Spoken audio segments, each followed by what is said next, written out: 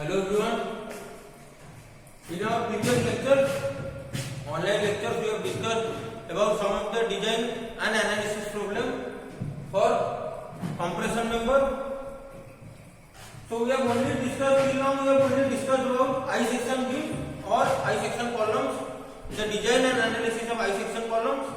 Now we will discuss some of the angle section. Other than I section, also we can use different sections as a compression member. So in this class or in this lecture we will discuss about design of angle sections.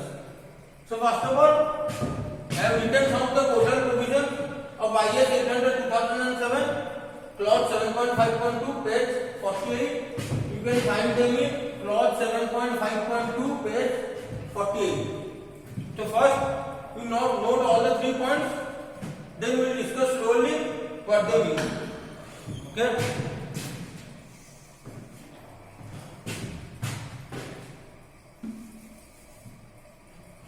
Hope you have written them. Now look, I am drawing a double angle section.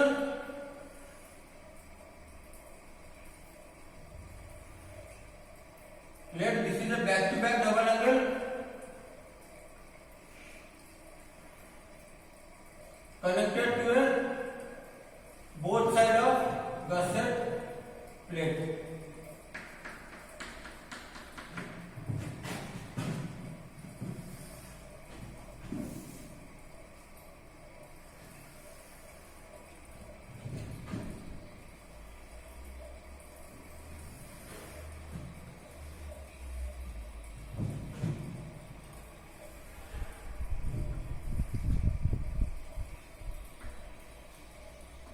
Suppose there are two gusset plates connected at both ends.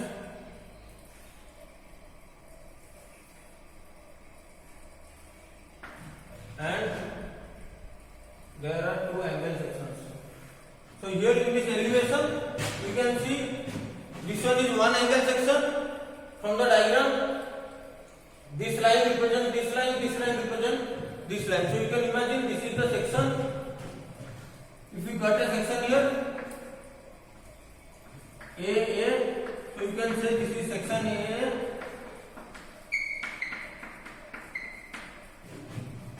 This one is a gusset plate.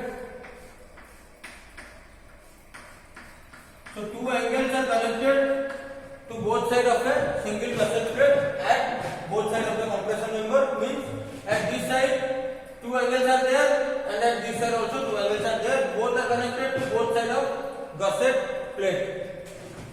Look, this is the gusset plate.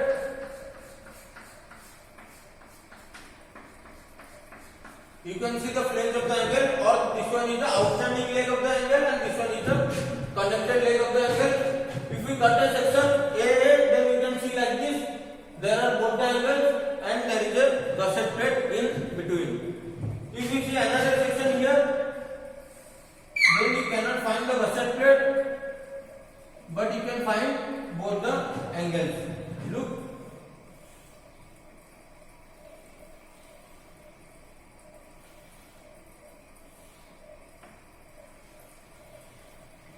We can find both the angles, but the gusset plate is missing because gusset plate is only connected to both sides of the compression member, not entirely. So you can imagine the gusset plate at the starting and the end, and there is free throughout. That means this one is the section A and that one is section B. You can mark this as section B. Now you see, first one we have written, if one bolt is used in each side of them, then ends are considered not distant against rotation. That means this clause says that if there is one bolt here and one bolt here, that means both the ends are connected with the single bolt each. मतलब यहाँ पे एक bolt लगा हुआ है और वहां पर एक ही बोल्ट लगा हुआ है. दैट मीन्स एंगल और गसट प्लेट एक ही बोल्ट से कनेक्टेड है. Then you will consider KL equal to 1 into L. मैं धीरे धीरे बताऊंगा. अब देखो, when two or more bolts are used, अगर यहाँ पे एक के बजाय 2 बोल्ट है और यहाँ पे 2 बोल्ट है, 2 या 3 या 4 या 5, 2 और more than 2 bolts, when there are 2 or more than 2 bolts, then the end are considered partially resistant against rotation. ये मैं बताऊंगा, अपन इतना याद रखो, अगर सिंगल बोल्ट है then KL equal to 1 into L. If there are 2 bolts, then KL equal to 0.85 into L. If there are no bolts and they are connected through welding.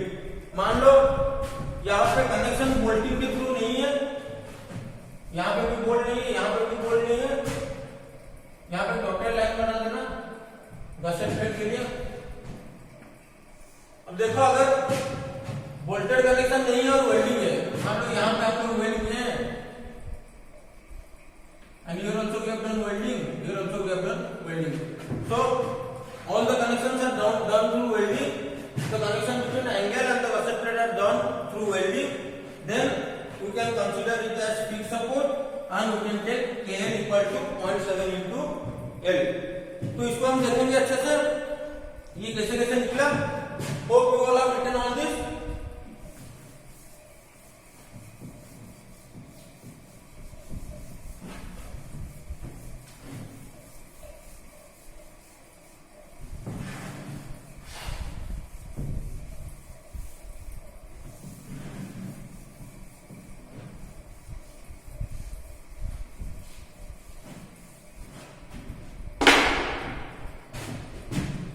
देखो मान लो पहले देखते हैं ये केस कहां पे आएगा। अब आप देखो हम लोग पहले पढ़ चुके हैं कि अगर एक कॉलम है तो कॉलम का केएल कैसे निकालना है।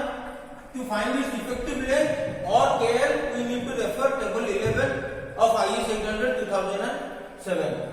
सो in order to find this effective length we need to find k is nothing but that depends on the end conditions.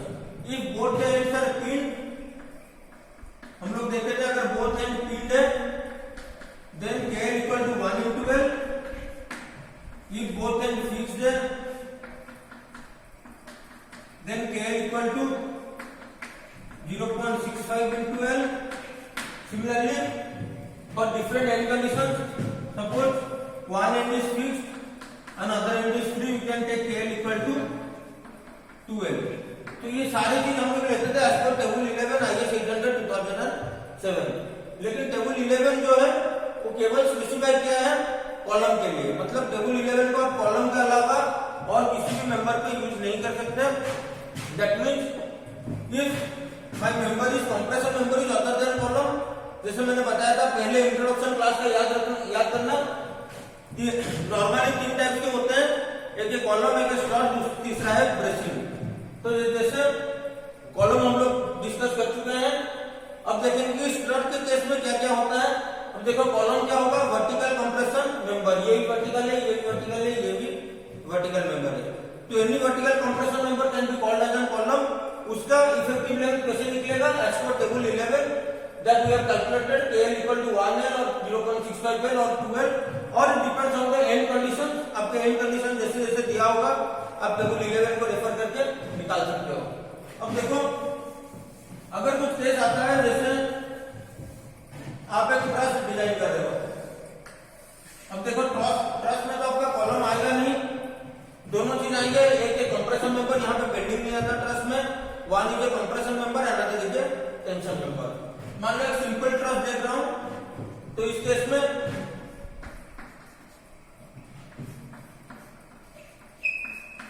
Simply supported truss, अगर मैं ऊपर से लोड दे रहा हूं देन इट में बेंड लाइक दिस। तो जो इनिशियली ABC होगा वो बन जाएगा A, B dash and C dash. तो यहां पे आप लोग देख सकते हो this member will behave as a tie और tension member and this member will behave as a compression member or I can say it as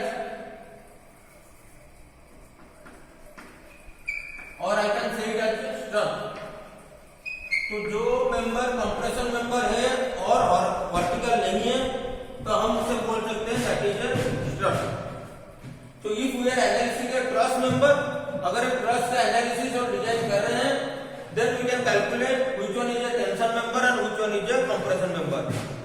tension members are said as tie and the compression members are said as strut.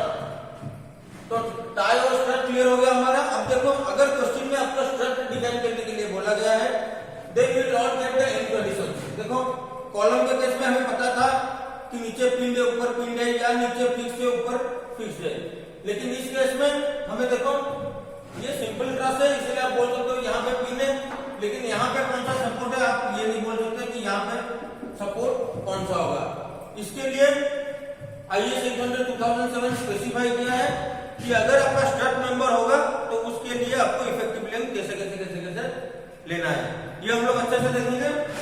अब ध्यान देना, मान लो इसका कोई भी एक member, ये जो मेंबर है मैं इसको जूम करके देख रहा हूं, फॉर एग्जाम्पल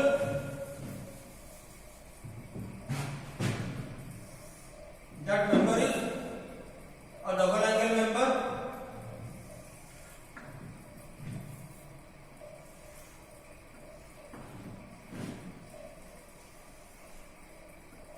देखो कैसे कनेक्टेड है। अब ये मेंबर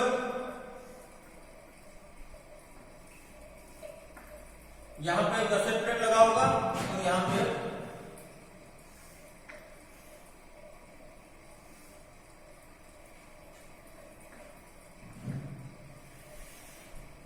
देखो एग्जैक्टली ऐसे नहीं होगा, लेकिन आसपास कुछ ऐसे ही आएगा। तो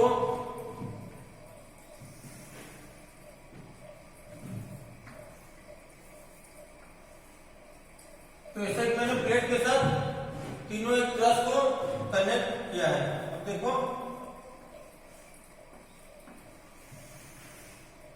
मान लो कुछ इस तरीके से है। अब देखो ये जो मेंबर है हमारा आ गया कंप्रेशन मेंबर। अब ये प्रैक्टिकली जॉइंट कैसे है, मान लो यहाँ पे एक बोल्ट लगा हुआ है इसके बीच और गसेट प्लेट के बीच, और यहाँ पे एक बोल्ट लगा हुआ है in between the member and the gusset plate. इस केस में आपको एंड कंडीशन कैसे निकालना है, आप टेबल 11 रेफर कर नहीं सकते। इस केस में हम लोग रेफर करेंगे जब जो हम अभी देखें कि अगर दोनों साइड में स्ट्रट के केस में एक एक बोल्ट लगा है और it is connected through single bolt, then अगर सिंगल बोल्ट होगा, single bolt on both sides, then KL equal to 1 into L। If two or more bolts, then KL equal to 0.85 L। अगर एक bolt होगा तो हम लेंगे इस member का लेंथ लेंगे K into L which is equal to 1 into L। अगर दो या दो से ज्यादा बोल्ट कनेक्टेड है then we will take it as 0.85 into L।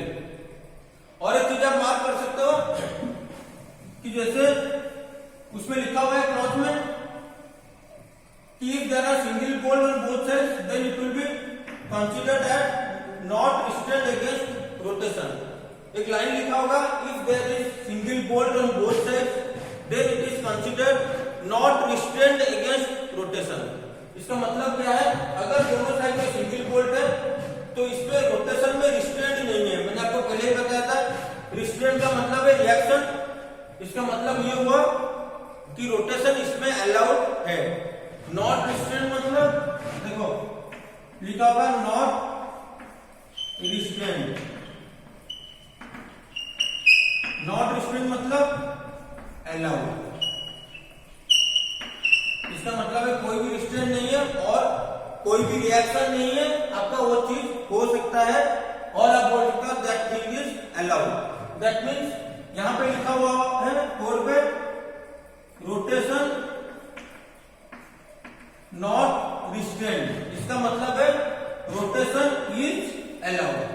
Rotation not restraint का मतलब है रोटेशन इज अलाउड। अगर रोटेशन अलाउड है तो ये सिंपल ये चीज यहां से ऐसे बेंड हो सकता है ड्यू टू कंप्रेशन लोडिंग, ये बकल कर सकता है। तो इस वजह से देखो ये जो बकलिंग हुआ, अगर आप इसको मिलाओगे मेरे कॉलम के साथ जिसका दोनों एंड पिन था, जैसे ये कॉलम है इसका दोनों एंड पिन था, तो मैंने इसका डिफ्लेक्शन डायग्राम ऐसे कुछ बनाया था। That means it is not restrained against rotation. इसका डिफ्लेक्शन डायग्राम जो है, इसको अगर आप टिल्ट करके रखो तो आप देखना इसका डिफ्लेक्शन डायग्राम भी सेम निकलेगा, क्योंकि this is not restrained against rotation और rotation not restrained, that means rotation is allowed, मतलब थीटा एंगल पे रोटेशन हो सकता है। तो ये हो गया आपका पहला case, if single bolt is use. अब देखो दूसरा केस, अगर दो या दो से ज्यादा बोल्ट हम लोग यूज कर रहे हैं तो क्या होगा, इफ देयर आर टू और मोर देन टू बोल्ट्स। अब देखो यहां पे अगर दो बोल्ट लगे और यहां पे दो बोल्ट लगे, उन्होंने बोला कि ये रिस्ट्रेंट तो है, सॉरी नॉट रिस्ट्रेंट तो है, लेकिन पार्शियली नॉट रिस्ट्रेंट है, दैट मींस रोटेशन उस पर लिखा हुआ होगा partially restraint against rotation, that means rotation allowed है लेकिन पूरा अलाउड नहीं है, that means rotation is allowed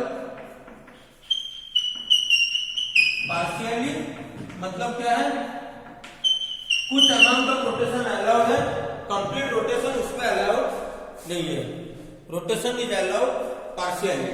उस केस में क्या होगा, देखो थीटा तो होगा लेकिन ये कंप्लीट थीटा नहीं होगा, कुछ अमाउंट का रोटेशन घट जाएगा। जैसे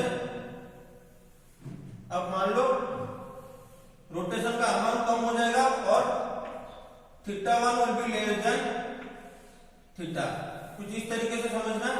तो उस केस में ये आपको समझने की जरूरत उतना नहीं है, क्योंकि कोड आपको स्पेसिफाई कर रहा है अगर दो या मोर देन टू बोल्ट है then will consider it partially restrained against rotation, और you can say rotation is allowed partially, then you can simply take KL equal to 0.85 into L। इसका मतलब है आप ये सारा ध्यान में अगर नाप रखो तो सही है, देखना दो बोल्ट या दो से ज्यादा बोल्ट है, सिंपली KL ले जाना 0.85 L। अब मैं थर्ड केस देखूंगा, अगर दोनों साइड वेल्डिंग है, देखो दोनों साइड वेल्डिंग है तो ये केस आएगा फुल्ली रिस्ट्रेंड अगेंस्ट रोटेशन। अगर दोनों साइड वेल्डिंग है, देखो यहां पे भी बोल्ट नहीं है, यहां पे भी बोल्ट नहीं है, दोनों साइड वेल्ड किया गया है। अगर वेल्डिंग है तो this is fully restrained against rotation, मतलब यहां पे थीटा एंगल पे रोटेशन हो नहीं सकता, तो ये मेंबर कैसे बेंड करेगा, एंड पे थीटा 0 होगा, बीच में से ये बकल करेगा। तो this is nothing but an example of fix support. जैसे फिक्स सपोर्ट था हमारा,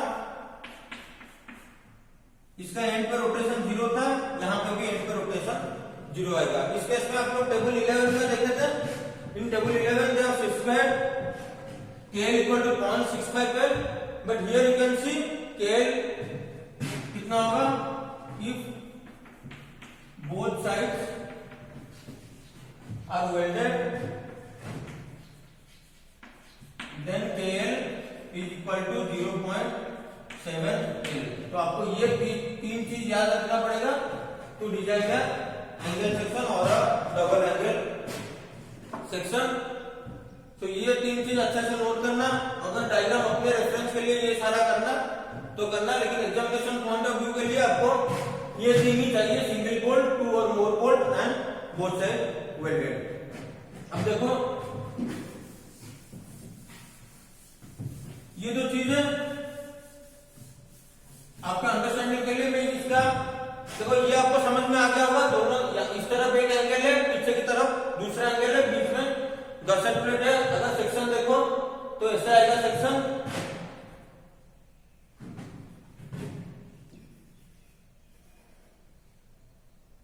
अगर यहां पर बोल्ट कनेक्टेड है, मैं दिखाता हूं, if there is one bolt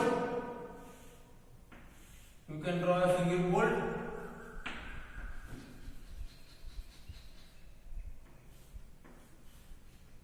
मैं बोल्ट थोड़ा जूम करके बना रहा हूं, मत सोच रहा कि बोल्ट इतना बड़ा बड़ा होता है। इसको ब्लैक बोर्ड पे विजुअल करने के लिए मैंने थोड़ा बोल्ट को बड़ा बनाया है। अब अब देखो सेक्शन ये समझ गए, सेक्शन बी भी समझ गए। अब इसका प्लान करते हैं। इसका प्लान कैसे आएगा? देखो यहाँ पे एक गसेट प्लेट है और ये चल रहा है आपका एंगल। यहाँ पे दूसरा गसेट प्लेट है, सॉरी यहाँ पे दूसरा एंगल है।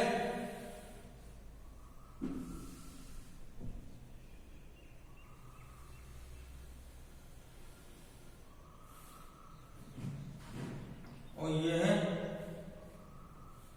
दूसरा गसेट प्लेट। अब देखो एंगल का ये हो गया आपका आउटस्टैंडिंग लेग और ये लेग है पीछे की तरफ। अगर प्लान देखोगे तो ये आपको डॉटेड मिलेगा।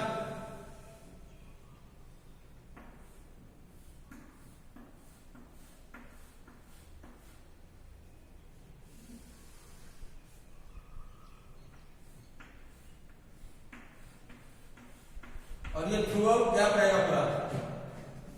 देखो इसका अगर प्लान, सॉरी यहां पे देखोगे तो आपको ऐसे दिखेगा।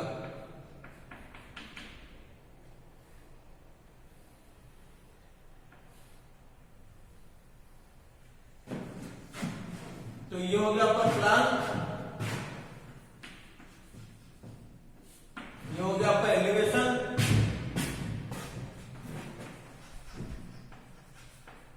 ये हो गया एक सेक्शन, ये हो गया दूसरा सेक्शन। अब आपको डबल एंगल क्लियर हो गया होगा। जैसे जैसे हम लोग प्रॉब्लम करते जाएंगे आपको ज्यादा ज्यादा क्लियर होते जाएगा।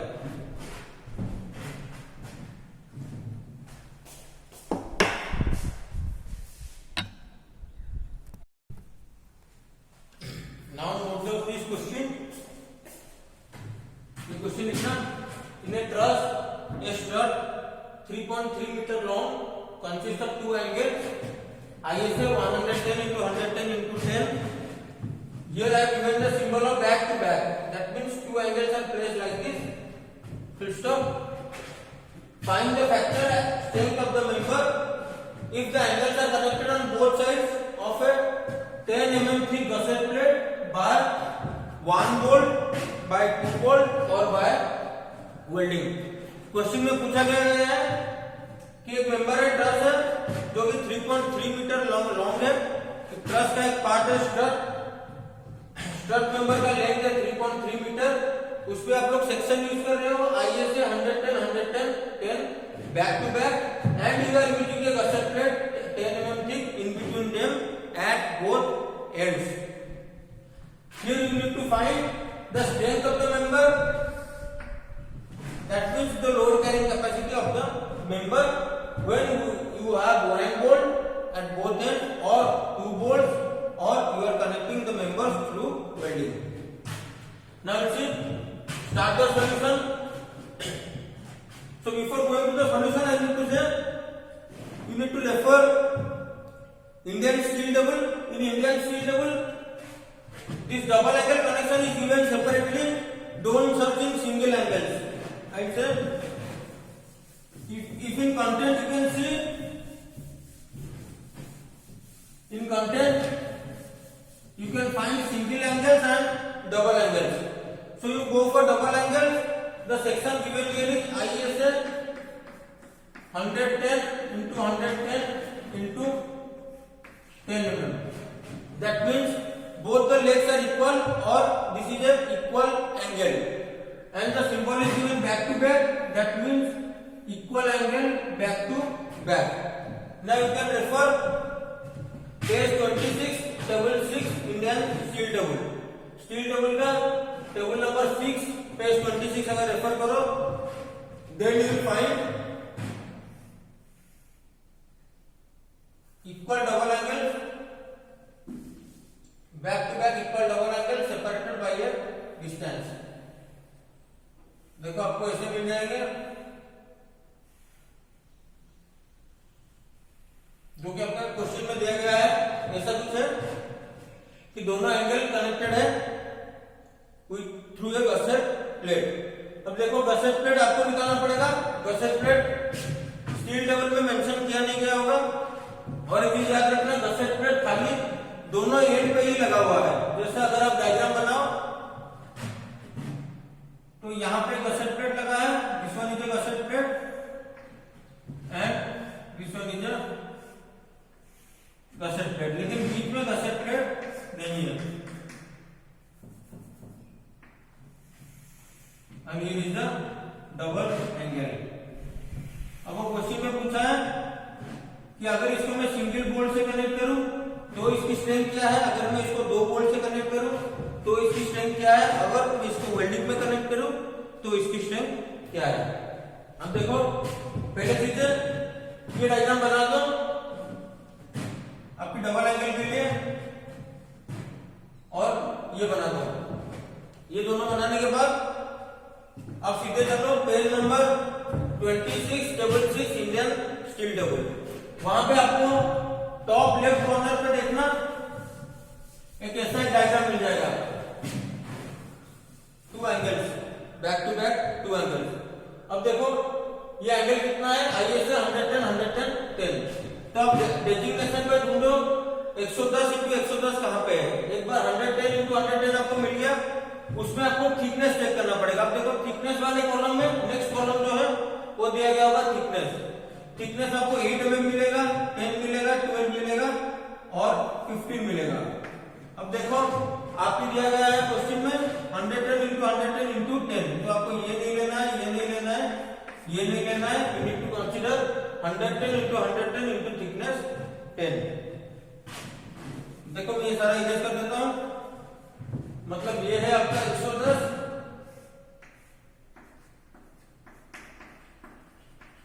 This one is also 100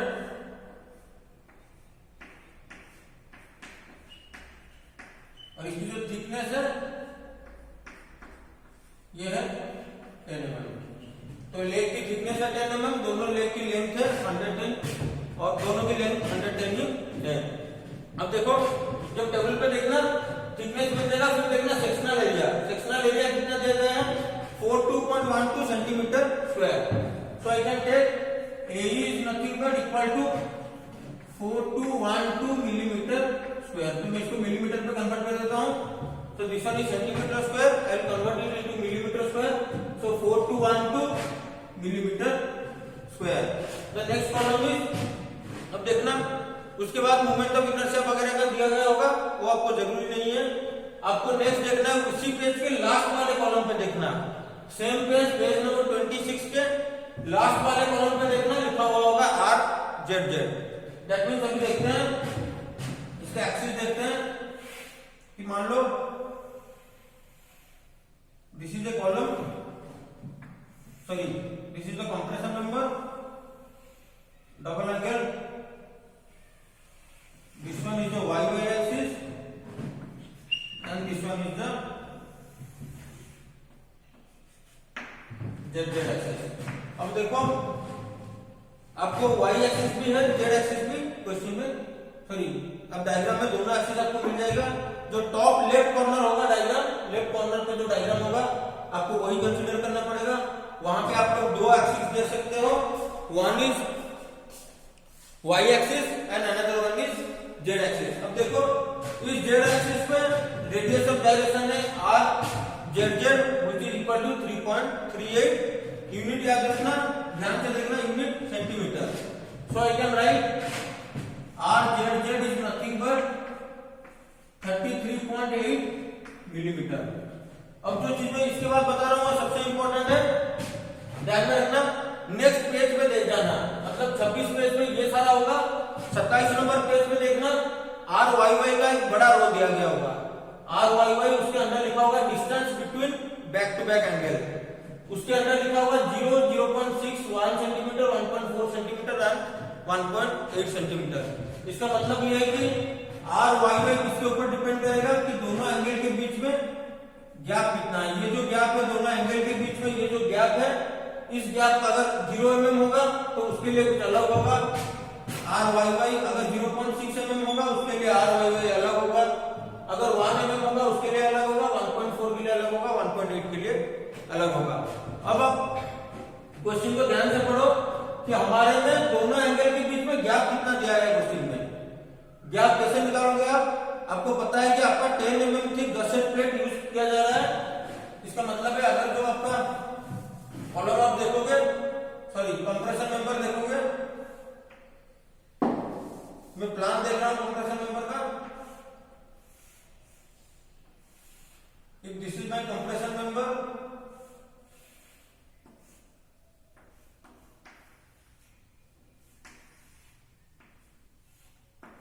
this one is a gusset plate and this one is another gusset plate। अब देखो गसेट प्लेट का थिकनेस क्वेश्चन में दिया गया है 10 mm। अगर गसेट प्लेट का थिकनेस 10 mm है तो दोनों कॉलम के बीच, सॉरी दोनों सेक्शन के बीच आपका गैप कितना आ जाएगा, दोनों एंगल के बीच आपका गैप आ जाएगा ओनली 10 mm। अब देखो 10 mm का मतलब है 1 सेंटीमीटर। सो अब आर जेड आपको डायरेक्टली मिल जाएगा, लेकिन आर वाई वाई के लिए आपको चेक करना पड़ेगा दोनों एंगल के बीच में गैप कितना है। अगर गैप बिल्कुल नहीं होगा, दोनों फुल्ली कनेक्टेड होंगे, तो आपको ये जीरो वाले कॉलम को देखना है। और अगर 600 mm होगा ये, अगर 1 सेंटीमीटर होगा ये, इस तरीके से आप लोग देख सकते हो। Sorry zero, this one is 6 mm, this one is 10 mm, this one is 14 mm, this one is 18 mm। वो सारा सेंटीमीटर में दिया है, आपको उसको मिलीमीटर पे कन्वर्ट करना पड़ेगा। अब देखो मेरे दोनों के बीच में डिस्टेंस है ओनली 10 mm और 1 centimetre as my gusset plate is 10 millimetre width. So देखो मेरा 10 mm का गैप निकल गया, इसलिए I will consider R Y Y when distance between the back is 1 centimetre. तो मैं ये वाला कॉलम देखूंगा। अब देखो इस कॉलम में मेरे को आर वाई वाई मिला 4.91 centimetre. So I can write r Y y equal to 49.1 millimetre. अब देखो मेरे को ए मिल गया, आर वाई वाई मिल गया, आर जेड जेड भी मिल गया। ये दोनों डायग्राम आप बना देना आपके रेफरेंस के लिए। देखो एग्जाम में इतना डायग्राम ना बना के भी अगर आप सॉल्व कर सकते हो तो भी आपको पूरे मार्क्स मिल जाएंगे।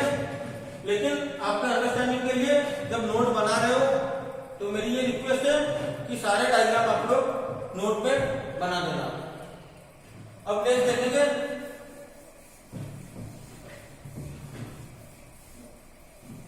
मेरे को आर वाई वाई और आर जेड जेड दोनों मिल गए। अब मेरे को निकालना है स्लेंडरनेस रेशियो। देखो मैंने बोला था स्लेंडरनेस रेशियो जब निकाल रहे हो देन पिछले सब क्वेश्चन में मैंने एक चीज बताया था कि लैम्डा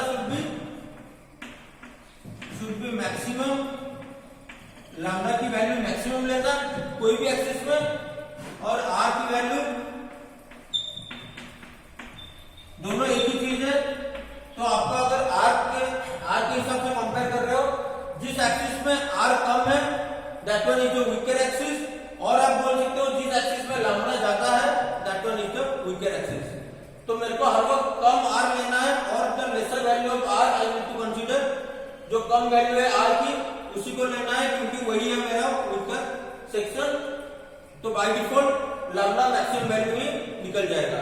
तो यहाँ पे आप आर कंपेयर करके बता सकते हो कि दोनों आर में से r Z z and r Y y which one is minimum. So I can see r Z z is minimum. Then I can take lambda z is nothing but KL upon R z। So lambda z is KL upon R z। अब देखना यहाँ पे KL कितना लेना है, and condition कितना दिया है क्वेश्चन में। पहले बिट पे एंड कंडीशन में है single bolt is used in both side, second bit पे है 2 bolt are used in both side, third bit में है बोथ साइड्स आर वेल्डेड। अब देखो अगर सिंगल बोल्ट यूज किया है तो फर्स्ट वाले पार्ट में आई can right 1 into L by R Z Z। अब देखो लेंथ ऑफ द मेंबर क्या है 3300 upon R Z Z is 33.8। अब देखो स्लेंडरनेस रेशियो कितना निकल रहा है, so it will come around 97.63। so it will come around 97.63। एक बार स्लेंडरनेस रेशियो निकल गया, then we need to find the buckling class.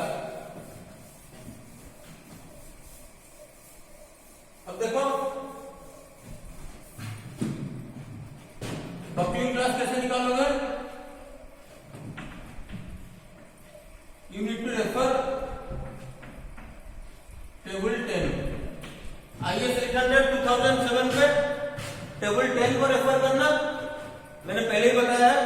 Table 10 पे आपको मिल जाएगा बकलिंग क्लास कितना है। यहाँ पे देखो क्वेश्चन पे आई सेक्शन नहीं दिया गया है, एंगल सेक्शन दिया गया है। अगर आप चेक करोगे एंगल सेक्शन का बकलिंग क्लास एक ही है, दैट इज सी। अगर एंगल सेक्शन वाला रो चेक करोगे फॉर एवरी एंगल सेक्शन, मेरा पिछला वीडियो अगर आप देखोगे तो पता लग जाएगा कि जहां पर मैंने टेबल बनाया था टेबल 10, वहां पे आप चेक कर सकते हो for every angle section buckling class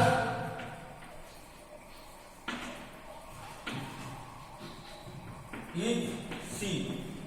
तो यहां पे मेरे को बकलिंग क्लास मिल गया सी, स्लेंडरनेस रेशियो में मिल गया 97.63।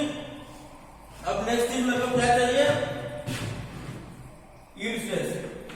अब देखो यील्ड स्ट्रेस क्वेश्चन में स्पेसिफाई नहीं किया गया, that means you can take around 250 newton पर mm स्क्वायर। अगर क्वेश्चन में स्पेसिफाई नहीं है तो डायरेक्टली टेक 250 न्यूटन पर mm स्क्वायर। अब देखो लैम्डा मिल गया, बकलिंग क्लास मिल गया, यील्ड स्ट्रेस मिल गया। Now I can refer table 9 to find FCD. अब देखो रेफरिंग टेबल 9, देखो बकलिंग क्लास यहाँ पे है C, that's why I use table 9 C for buckling class. For buckling class C I use table 9 C. अगर आप टेबल 9 सी पे देखो यहां पे होगा KL/R FCD for Fy equal to 250, कितने आएंगे फॉर KL/R 90 आपका आ जाएगा 121, फॉर KL/R 100 आपका आ जाएगा 107। अगर आप बोर्ड पे देखो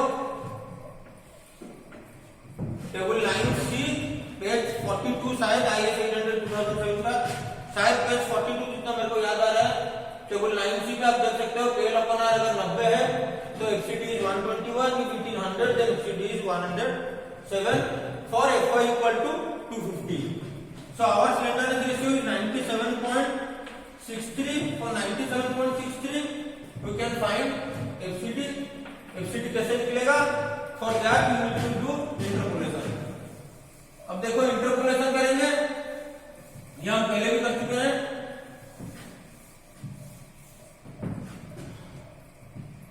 So FCD is nothing but equal to 107 minus 121 upon 100 minus 90 whole into 97.63 minus 90 plus 121। तो ये आ गया आपका एफसीडी। अब आप चेक करो एफसीडी कितना आ रहा है आपका।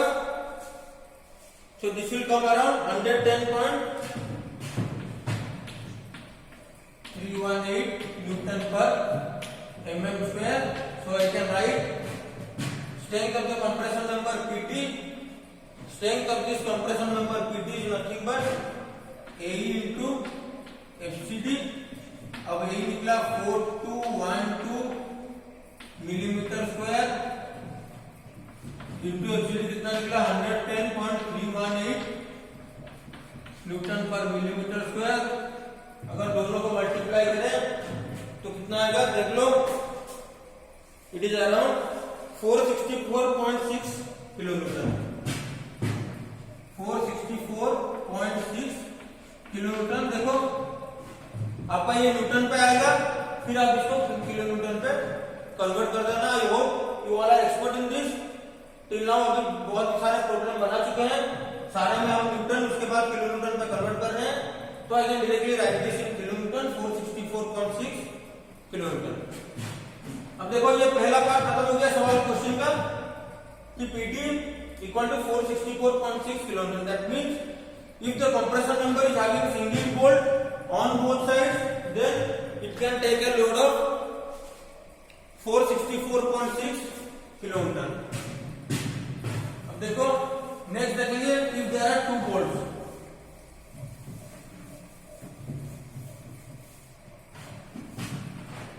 देखो बकलिंग क्लास सी हर किसी के लिए रहेगा क्योंकि एंगल सेक्शन में बकलिंग क्लास सी ही रहेगा और यील्ड स्ट्रेस 250 वो तीनों बीट के लिए कॉमन रहेगा। तो चेंज क्या होगा, देखो बीट 2 में करूंगा second bit here lambda zz is equal to KL upon RZZ. KL equal to 0.85 into 3300 upon RZZ कितना दिया था 33.8। यहाँ पे देखो B2 किसके लिए है, for 2 bolts। तो सेकंड बीट है क्वेश्चन में for 2 bolts KL equal to 0.85 into 3300 divided by 33.8, ये आपका निकल जाएगा 82.988 is equal to 82.988। अब आप वही टेबल रेफर करो, table 9C for buckling class C. अब देखना 80 पे आपका वैल्यू आ जाएगा 136 और 90 पे आएगा 121। You need to find it in 82.988 FCD का value. So you can write FCD equal to 121 minus 136 divided by 90 minus 80 whole into 82.988 minus 80 plus 136. So if you calculate this is equal to 131.518 Newton per mm square. So I can write PT is equal to, or the strength of the compression member is equal to AE into FCD. AE is same 4212 millimeter square into FCD is equal to 131.518 Newton per mm square. So finally PD is equal to 553.95 kilonewton. 553.95 kilometre. तो हमारा PD भी निकल गया for 2 bolts. अब देखो single bolt complete हो गया, 2 bolt complete हो गया। देखो मैं यहाँ पे बीच बीच में इरेज करके नया वैल्यू लिख रहा हूँ, आप भी वो मत करना। अब अलग से टेबल बनाना, वहां पे लिखना, ऐसा नहीं कि कॉपी में काट दिया और नया वैल्यू लिख दिया, ये मत करना। जैसे जैसे मैं पढ़ाते जा रहा हूँ वैसे वैसे लिखते जाना। तो अगर आप बीच बीच में से स्किप करोगे लेक्चर तो आपको पता नहीं चलेगा कि मैं इस तरफ का बोल रहा हूँ कि इस तरफ का बोल रहा हूँ, कौन सा नया है कौन सा पुराना है। So you need to thoroughly watch from starting till the end. अब देखो थर्ड में लिखूंगा थर्ड बीट। सो आपका थर्ड बीट में फॉर वेल्डिंग। अब देखो जब वेल्ड होगा दोनों side, then lambda zz can be written by KL by RZZ, which is equal to 0.7 into 3300 by RZZ is same 33.8. So the value is 68.343. 68.34.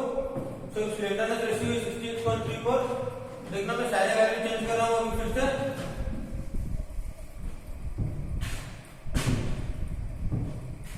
60 पे आ जाएगा आपका 168, 70 पे आ जाएगा 152, आपको निकालना है 68.34 में आपकी वैल्यू एफसीडी, आपको एफसीडी निकालना है। तो एफसीडी कैलकुलेशन है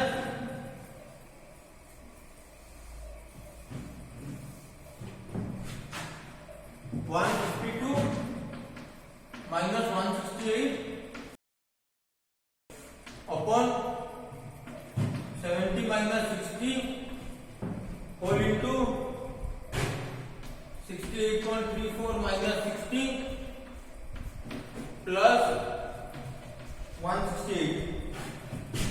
So the value will be nearly 154.65 Newton per mm square. So I can write Pt equal to A into FCD. Here I can write 154.65 Newton per mm square, which is equal to, directly I will write in kilonewton, 651.39 kilonewton. 651.39 kilonewton. अब देखना,